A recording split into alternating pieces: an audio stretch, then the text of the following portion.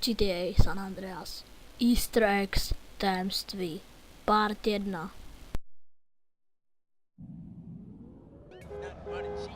Na tento Easter egg potřebujete na klávesnici zadat Rocketman a vyletíte na vršek mostu, který je v San Fierro.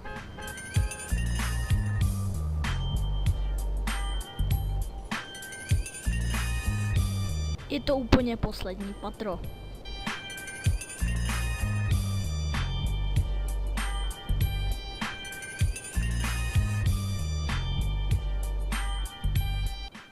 Zde přistaneme bez nic mečkání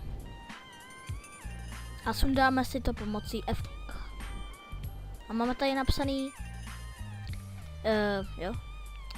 máme tady napsaný There are no Easter eggs up here, go away. Neboli zde nejsou žádné Easter eggy. Tady nahoře. Jdi pryč. Zkuste to odbouchnout. Nebo tak nic. Na tomto místě se nachází takové tajemství o tady tom Giant Bridge. Je to v Paradiso, máme tady napsaný Actual Piece of Cable. Nebo nevím, jak se to čte.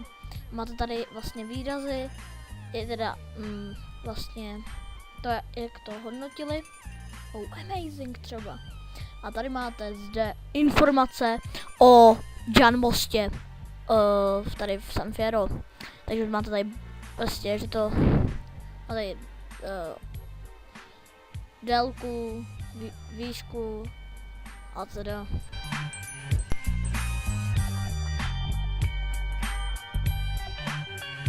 Když se podíváte na oblohu v noci, tak tam vidíte R neboli znak Rockstar Games.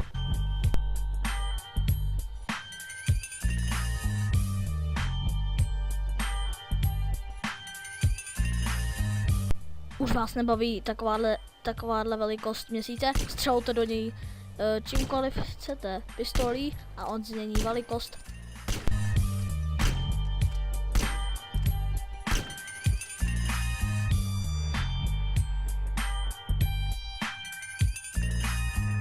Na tomto místě v San Fierro můžete najít sekeru na tady té zdemolované budově. Má to jedinou jako černou čárku, takže to poznáte a hlavně si to nespleťte s ostatníma budovama.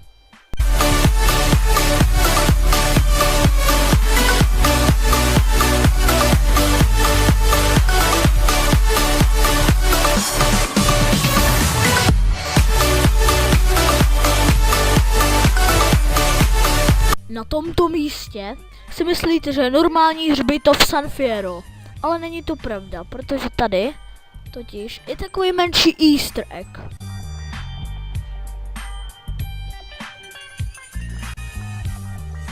Ano, tady ty hrobky.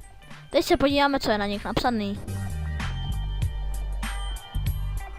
Je tam napsaný RIP Opposition 1997 až 2004.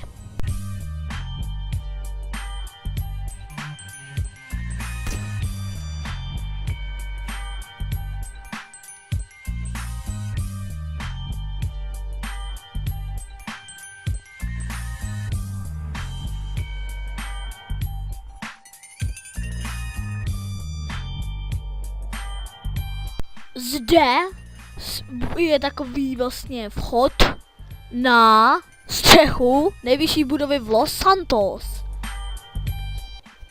Ano, a nejlepší je, když prostě vy to vyskočíte, vlastně když to skočíte dolů a otevřete si padák.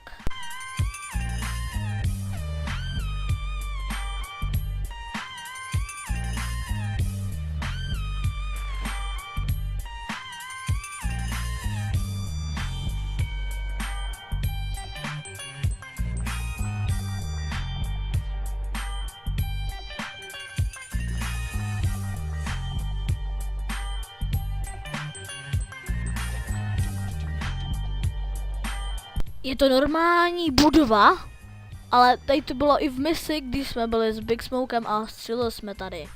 No ale pojďme se podívat, co v ní je. Jsou tady schochy. Tady je nějaký pán, který to asi víte co. No, jasný, to už víte každý. No a tady máte ty, který se na něj dívají. Nebo fotografujou, podle té sochy to ještě nejde moc poznat. Socha!